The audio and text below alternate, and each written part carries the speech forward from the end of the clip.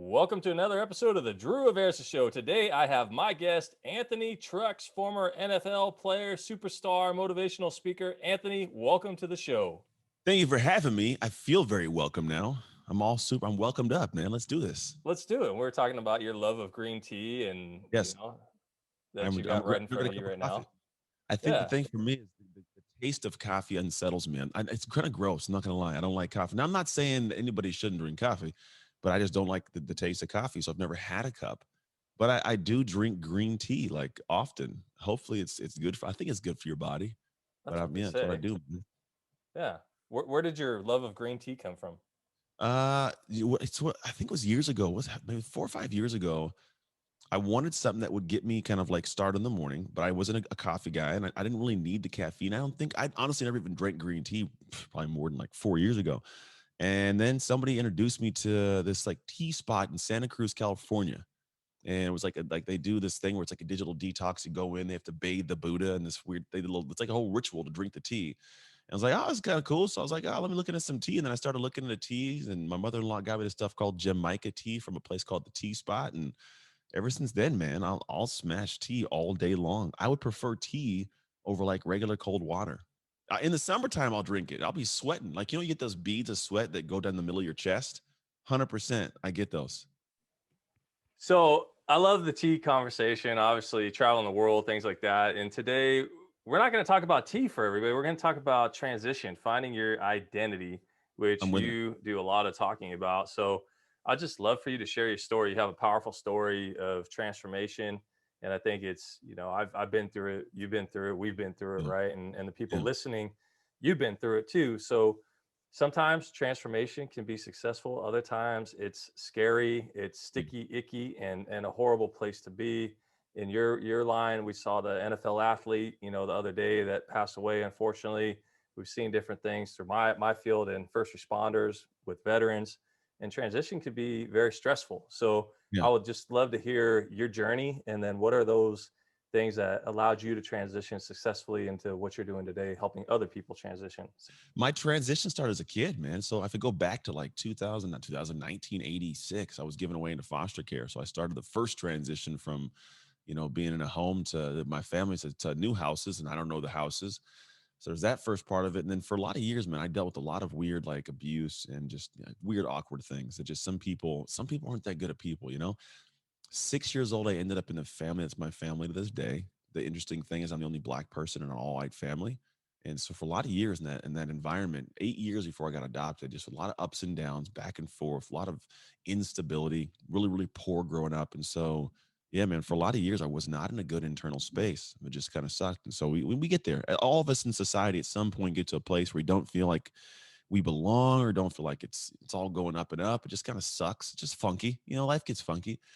And it started for me that way. At 14, I finally got adopted. I was able to, be part of this family that I'd been in foster care for so long, but now it's my home. And I got to play football. I got to go hit people and not get in trouble. So I got to experience this different thing of where I felt for the first time self-worth.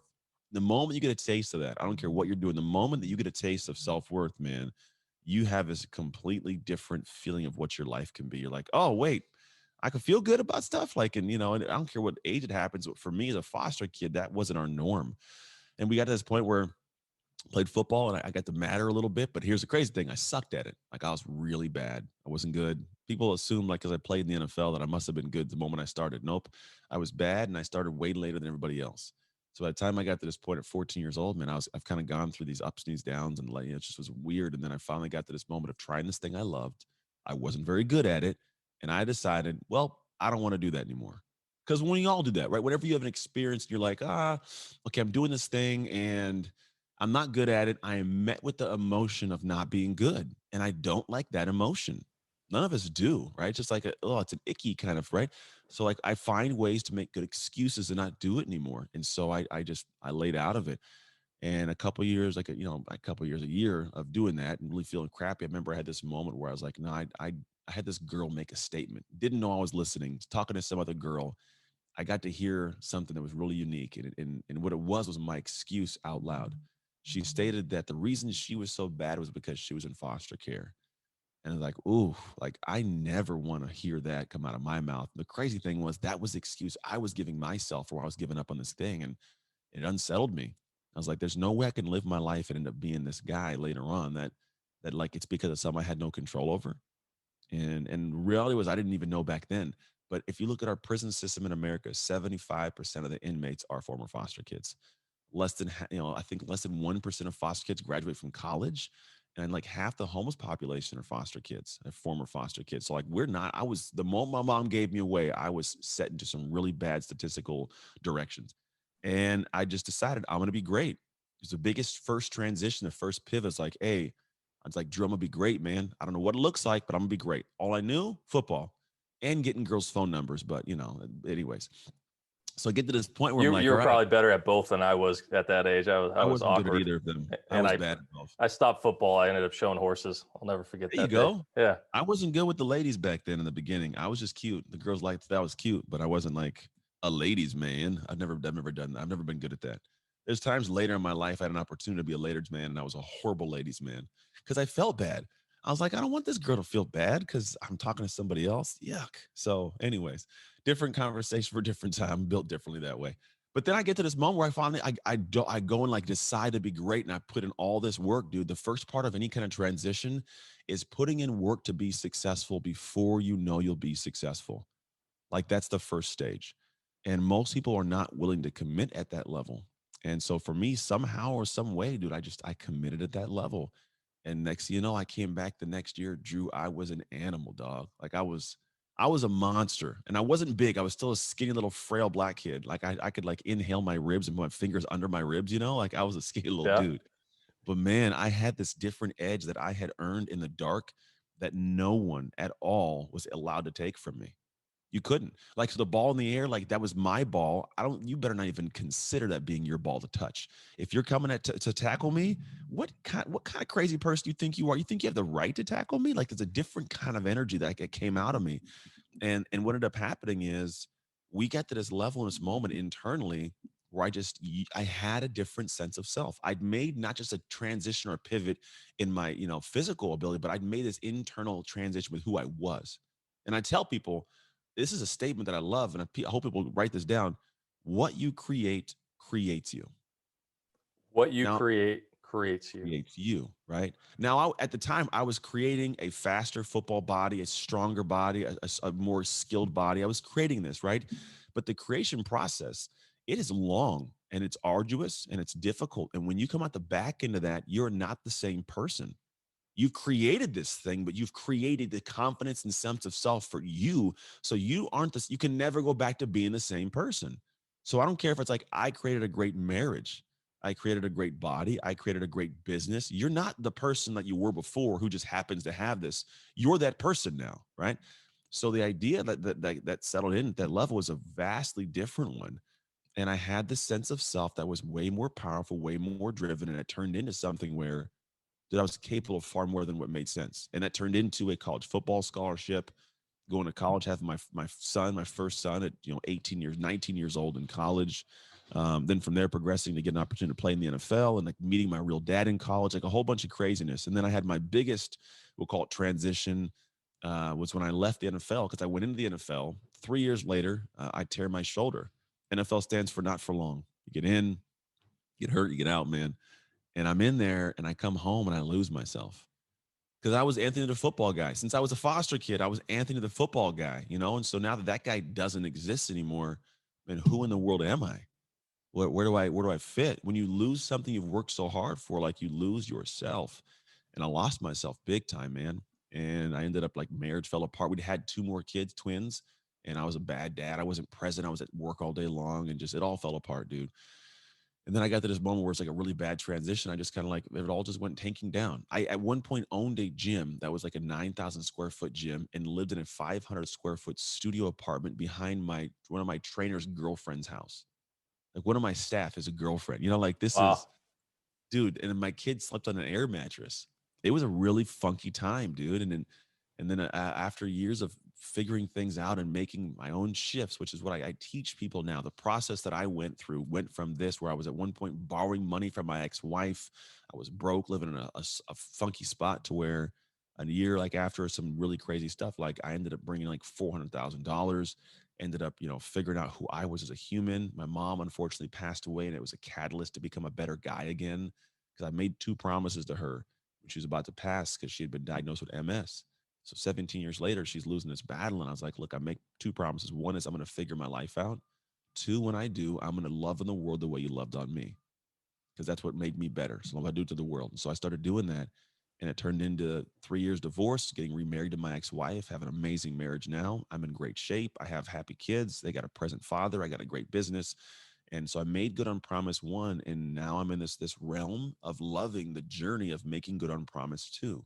So now I go back and teach other people how to make these transitions and these shifts by going into the depth of addressing the thing nobody addresses. We all address the symptoms. I lack productivity, I lack motivation, I don't have the clear picture. These are the symptoms of a deeper underlying problem, and no one addresses the problem, so symptoms keep arising. And if you do deal with the symptom, like, you could be sick, right? But you may take some medication that helps your nose stop running, but it's still going to stop running when the medication runs out. Like, you haven't addressed the sickness. And so when you address the sickness, it changes stuff. And that underlying aspect, a core root problem for a lot of us, it's our identity. It's not mindset. It's different. Like, identity is, it's who you are when you aren't thinking about who you are. It's the filter you have on the world. It's your predisposition. It's how you handle things. So when I go and I help people take a look at how that was programmed and who you are, right? And then I start looking at other parts, it allows you to start making shifts. I call it a rhythm reset. You think about, the simplest way to look at it metaphorically, it's like a human rhythm. You got your own song, your own tune, same instruments everybody else though, but your rhythm's out of whack, right? Some people, you look at their lives and go, man, they're making money, they're happy, they're in shape. How are they doing it? Well, I got the same amount of instruments, if not more instruments. I got health, I got wealth, I got relationships, I got to deal with, I got hobbies, I got friends. But my rhythm, man, it looks easy to me. Like, people look at me and go, how do you do it? Like, it looks easy. I'm like, it is. I'm in rhythm, and my beats per minute, bro, it's super high.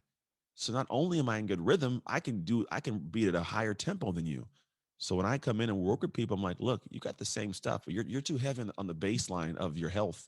You're trying to beat six pack abs. Your wife has no husband, or you're too much on the trumpets in your career, right? You're giving a lot to your career, nothing else. So it's all out of whack. And yes, you may try to do other things, but then it all's out of whack, and then the rhythm's off. And if you do have a rhythm, it's not a progressive rhythm. It's just so regular that's boring. Doesn't excite you. You're never going to have big dreams occur. You have to what's called a progressive rhythm. Bump, bump, bump, bump, bump, and it has to go up. When you get to that level of it going up, it's like boom. Now all of a sudden, success becomes second nature. It's like normal to have, because if you think about it, some people are talking about their rhythm, bro. It's like Midas touch. Anything they touch, it turns to gold. So for me, like, that's my story. That's kind of what I do, and there's a whole lot in it. There's way, way more than just that, my man. But hopefully, that kind of covers some bases. No, it's powerful, and I can totally relate to you. I say, when I was a firefighter and I lost my career in the fire service, after 10 years and being in public safety, I actually had the pain management doctor for the Raiders. And he told me, he said, Drew, your career's done. This is going to be the hardest thing that you're going to have to figure out. He said, some guys get to play a year. Like you said, what did you say about the NFL? It's Not for long. not for long, right? And he said, some guys get to play for a year. Other guys, the first day they're on the field, their career's over, tear something. And for you, you got 10 years. And that was the hardest thing. He said, look, I can't help you figure out who you are. That's the hardest thing, because you get labeled with firefighter, right? And I would always say, in the public, outside of being a celebrity or professional athlete, being a firefighter is pretty up there. It's one of the top respected professions from Forbes, and Yeah. everybody introduces you all the time. Hey, this is the firefighter, Drew the firefighter. Probably same with you, Anthony the All the, NFL athlete, right? yeah, all the So time. I hate so it. how did you go about taking the label off and being who you are? You just be who you are. That's the thing, though. I think a lot of people assume that you have to take something off. You don't. It's still part of me. Football is always going to be part of who I was. It's kind of the thing that I think we've failed to comprehend, is like that you want to run from one party. And I did it for a while. When I got to this coaching and teaching space, I was like, I want no one to really look at me as a football guy and the fitness thing. And I realized, like, no, but that's the stuff that I did that gives me credibility and strength, right? There is something within that. I don't have to throw all of it away. Just add more, right? add more of whatever I want on top of the cool stuff I've already got in place. And now they get to see all of it. It's not a matter of removing the label. I think it's just making sure that other label you put on is clear. I like it. And then as far as transitioning, one thing in public safety, at least, or corporate different things, there aren't a lot of transition programs out there yet. Things are starting to come to light. But when you went through your transition in the NFL, did you have a transition program? Was there something officially Oh, in place? yeah. It was called Figure This Damn Thing Out right now. That was There wasn't. There's no. I mean, they don't give us anything. They just say, "Here, you don't have a job anymore. Go home." It's like, oh, okay, and then you go home, and then you're like, "What do I do?" Oh, I don't know. And you break your life, dude. We all come home. We try to figure out how to be of worth to the world without the thing that we put so much worth into. We gave everything to the game, and then the game at one point spit us out. And then you get home, and you're like, "Well, I felt confident because I knew I had like a football team I was on and a helmet that I got to wear, right?" And now it's like I'm like everybody else. The first thought is like, I'm like everybody else. And the ego rears up and it goes, everybody else, they're not as good as you. So now you're not as good and you suck. Oh man. And it's trickle down, right? And then after years, you start realizing, like, oh, well, football's just one thing you can do. There's a whole lot more. Sports is one thing.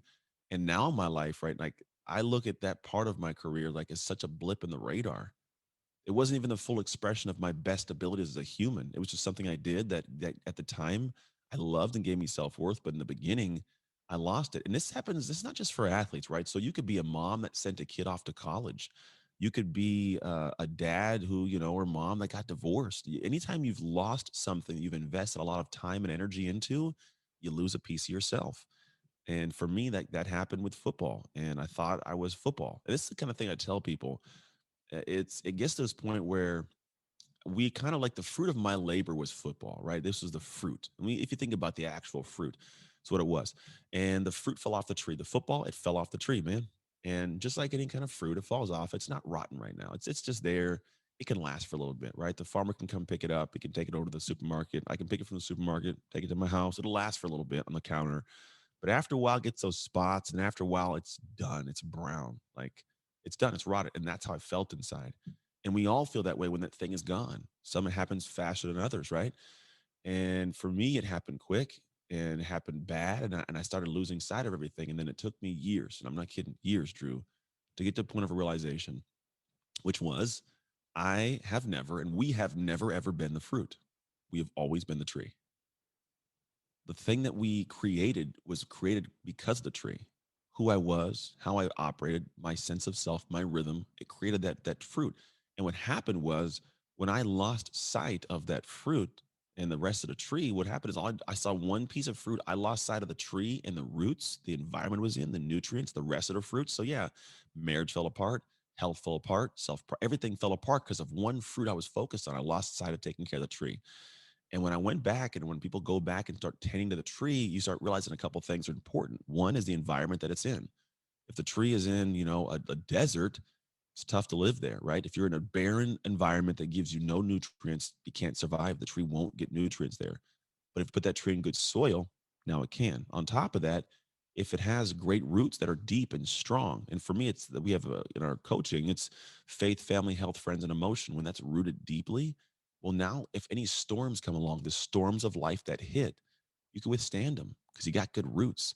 And not only that, now you have good roots, you can absorb more from the environment and create great fruits, career, education, escape, lift, and purpose. Like it's more of like, what are you doing in this world that you're creating greatness from? It's the other fruits.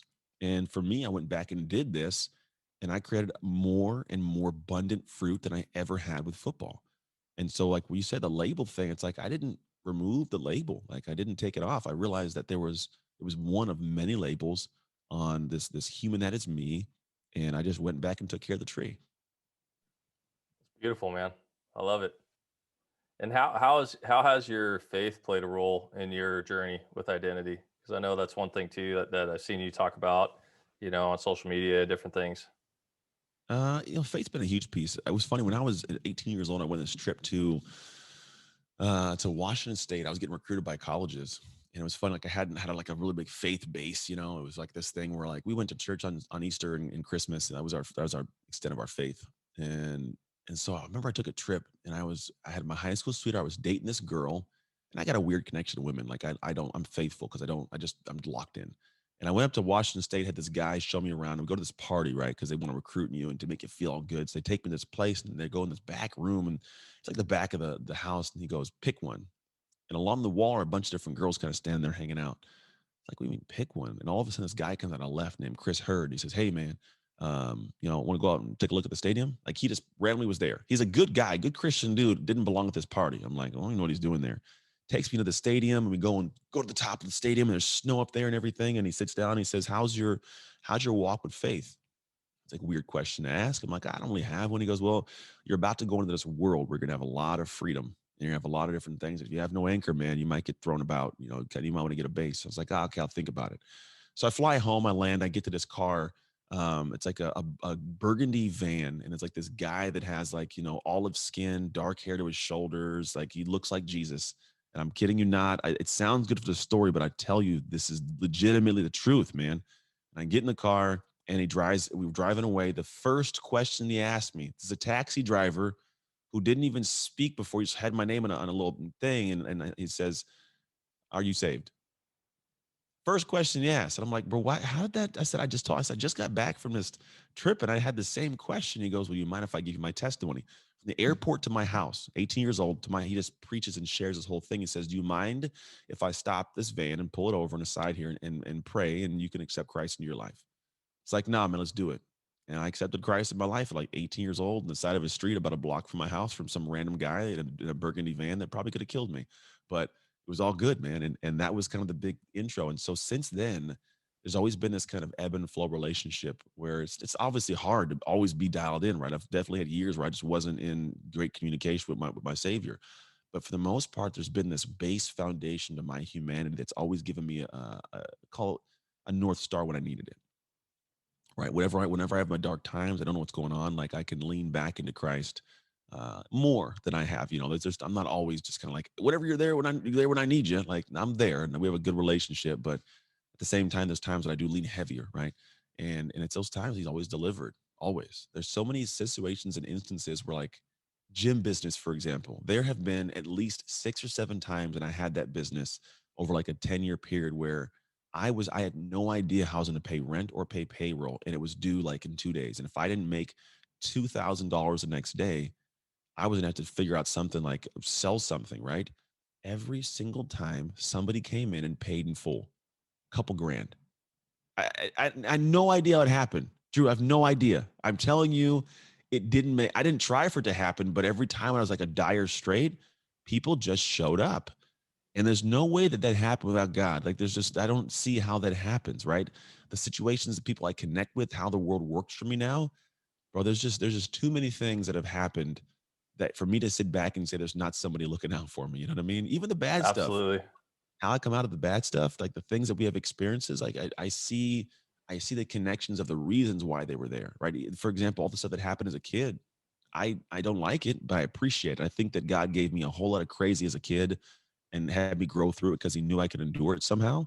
And then at a certain level in my later in life, I have had a lot of success. And it was success at just the right amounts to where the what I do now, how I speak, how I talk, how I share, there's a certain level of empathy and connection that it can relate and it can connect, but people wouldn't listen if I hadn't been on those pedestals. I wasn't the guy that had played in the NFL or been on American Ninja Warrior, TV stuff and written book. It would be cool. I'd be a guy talking, but it'd be less of a pay attention. It'd be less of a reason to pay attention, like because it's like, oh, it's just a guy talking. So I felt like he gave me all those things, but then also gave me the empathy, perspective, communication, ability to do what it is that I do. So like when I talk, like what I talk about here, like I genuinely, at my core, know that this is why I was put here. Like this is what I was supposed to end up doing. And it may mean more from here at some point, but at this moment in time, like I'm on path, I feel like weirdly on path. And so God's been a humongous piece of all that coming to fruition. Love the testimony. And we're going to wind things down for the audience. And right now, a lot of people are going through change. So, Yeah, we are. what is your advice for the world listening right now? What are things people can do to bring some calm, some certainty, and feeling good about their identity in uncertain times? I think at the end of the day, you gotta be self-aware, and you gotta start taking action in a direction that don't feel comfortable, man. So I think what happens is sometimes we are not aware of the situation at hand. We pity, we feel bad, we complain, we're unhappy, and we're not aware of what's going on around us sometimes. And so that lack of self-awareness makes us not take the right action. We have lack in the right actions, we'll call it. So what I look at is first things is like sit back and take in the insight that you've been trying to keep away. Your ego's been protecting you from. It's your friends, colleagues, family that have been telling you certain things. Like listen to it. Like, they tell you for a reason. It may not be the greatest things you want to hear, but listen to it. Secondly, now that you've heard this, do something with it. Don't sit there and just know it and do nothing. It makes no sense. Why would you endure a situation and complain about a situation? There's people that complain about a situation but know what the problem is. And then I'll sit with them and say, okay, how long have you known about this? About a year. So then this whole entire year is your fault. What do you mean? But this was going on. No, no, no. You knew about it a year ago, right? Did you change anything? No. Well, then that's your fault. Like if you chose to do nothing with the information you had, every moment after that, that's on your shoulders. Right. And so if you're sitting here and you know something's off and you can understand it's your issue to deal with and you don't deal with it, there's no one to blame but you. So do the work. It's pretty straightforward and simple. I don't have a magic pill for this. Do the work that you need to do, and you know what that work is. You know it because it's scary and it's bothersome and it's difficult, but you know it's the right work. So go do that work, and guess what? It gets easier. And the easier it gets, the more opportunity you have to be introduced to the problems that hold like the key to your success. Anthony Trucks, thank you so much. Great having you on the show. And Anthony, how can people get a hold of you? What do you offer with your coaching? Just let them know how to Yeah. reach out. Yeah. If you go outside and you say Anthony Trucks 7 times, I'll float above you. And I'm just kidding. Uh, no, the best way to find me is Instagram. Go to Instagram, or if you want, go to textanthony.com. You can text me and I actually communicate people back and forth there. The real way that I work with individuals, I help them reset that rhythm. We get to the core root issue of what it is, and we help restructure the entire way you're looking at how you're living your life. And we are really good at doing two things uniquely. We help people achieve and transform simultaneously. You cannot achieve something without having some kind of transformation to achieve it. And you can't transform without having achieved something that allows you to be like, say, oh, I'm great, right? So it's a synergy. And the way our system works, the method called the shift method, is we take what's called rhythm reset technology and we pull the layers back, plan a lot, and then push it all forward to a really specific thing you do every day without fail to reset the rhythm and achieve something while transforming. And it gets you into a phenomenal rhythm that's progressive. And for us, man, we take people that have, they've been struggling for years to do one thing and we get it done in 30 days. And it continues on, right? Or people that reset their entire relationships in, 90 days. And so people got people that go from like their business goes from like 3,000 a month to 100,000 a month. So it's nothing that I'm teaching like strategy for how to market it. Like that's not it. It's you already know the stuff. People, we're in an epidemic of self esteem. We got a lot of things that are on the shelf in our house. We bought. We feel good. We bought them. Didn't open them up or use them. Then if we do consume it, there's 10% of people do. It goes in the shelf of our mind, but doesn't go into the actual world. And so I'm the guy that goes in and says, let's make you that 1 to 3% of people who put it into the world simply because you have the right rhythm in place. Love it. Thank you so much for joining me today, Anthony. Yeah, man. No problem, Bob.